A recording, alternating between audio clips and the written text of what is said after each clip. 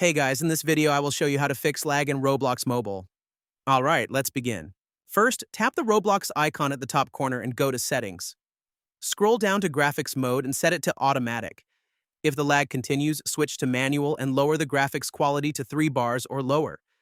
Next, turn haptics off and reduce motion on for smoother gameplay. If you're still lagging, try switching servers. In Blox Fruits, tap the Servers button, then use Filter by Region to find servers closer to your location. Join one with the lowest ping. You can also leave the game and rejoin to let Roblox automatically find the best connection.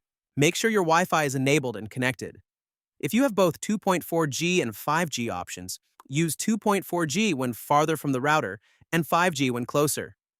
Turn airplane mode on and off to refresh the connection and disable low power mode.